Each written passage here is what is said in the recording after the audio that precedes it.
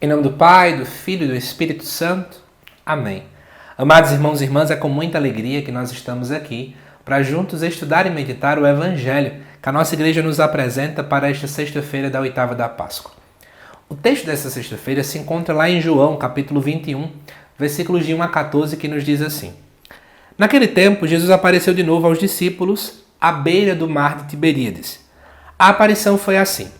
Estavam juntos Simão Pedro, Tomé, chamado Dídimo, Natanael de Caná da Galileia, os filhos de Zebedeu e outros 2 discípulos de Jesus. Simão Pedro disse a eles: Eu vou pescar. Eles disseram: Também vamos contigo. Saíram e entraram na barca, mas não pescaram nada naquela noite.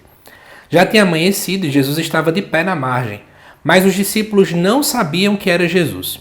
Então Jesus disse: Moços, tendes alguma coisa para comer? Responderam: Não.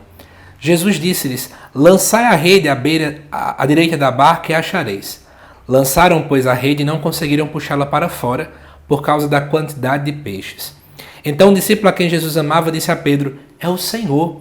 Simão Pedro, ouvindo dizer que era o Senhor, vestiu sua roupa, pois estava nu, e atirou-se ao mar.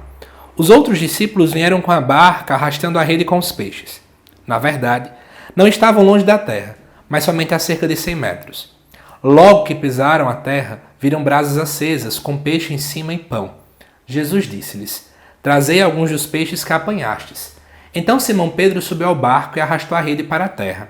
Estava cheia de 153 grandes peixes. E apesar de tantos peixes, a rede não se rompeu. Jesus disse-lhes: Vinde comer.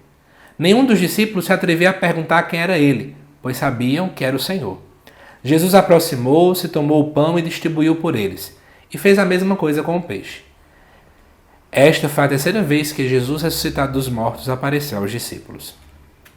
Amados irmãos e irmãs, essa aparição já tive a graça de fazer uma pregação sobre ela, e eu me recordo uma das características que eu mais gosto de abordar nesse texto. Vamos comigo. Aqui nos fala, desde o versículo 1, que Jesus aparece de novo lá à beira do mar de Tiberíades.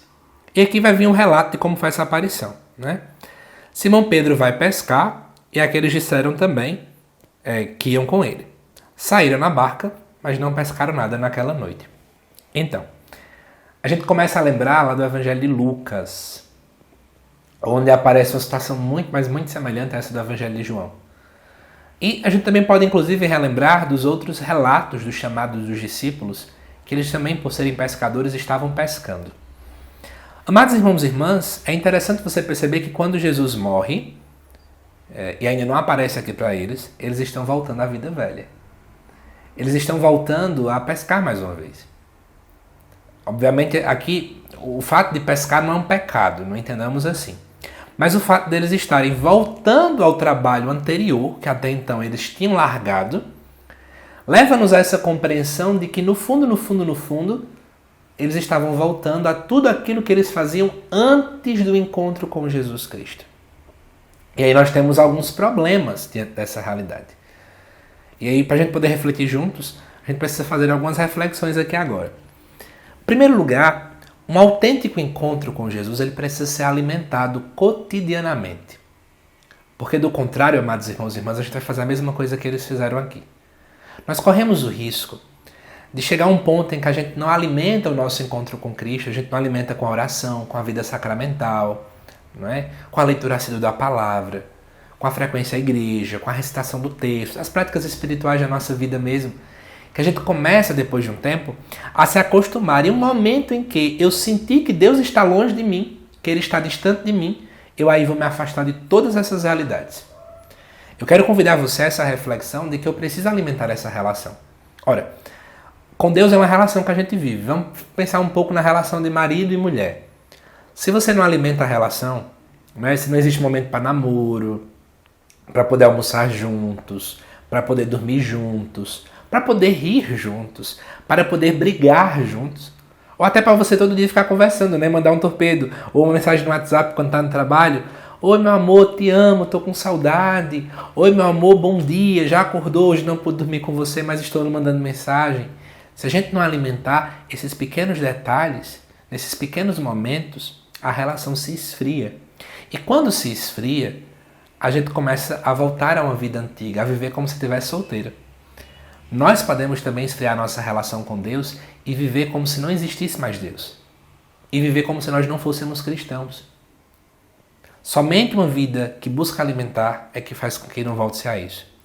E aí é interessante que Jesus estava ali de pé, mas eles não reconheciam que era Jesus. Sabe por quê?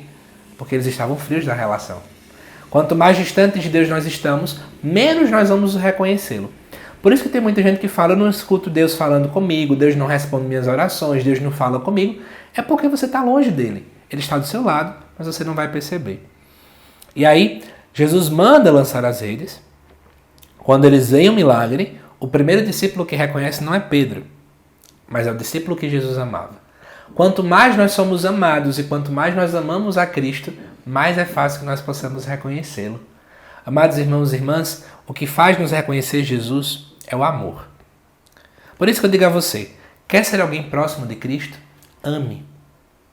Quer ser alguém íntimo de Cristo? Ame. Não existe outro caminho para a intimidade a não ser o amor. Se eu quero de fato ser alguém que um dia entre no céu, eu preciso entender que o único caminho para se chegar ao céu é o amor também. Amar o irmão, amar a Deus, amar a mim mesmo, amar as coisas criadas, amar mesmo quando não se tiver razões para amar. O discípulo amado é a característica disso. E aí ele fala para Pedro, aí é onde Pedro se toca e começa a agir dentro dessa realidade. Né? E aí eu quero finalizar lembrando que Jesus então prepara um banquete para eles. Ou seja, é sempre o Cristo que dá de comer. A grande característica do ressuscitado é o ressuscitado que aparece diante do banquete. E aqui é uma clara referência à Eucaristia. Amados irmãos e irmãs, a igreja vive da Eucaristia. A gente precisa entender isso.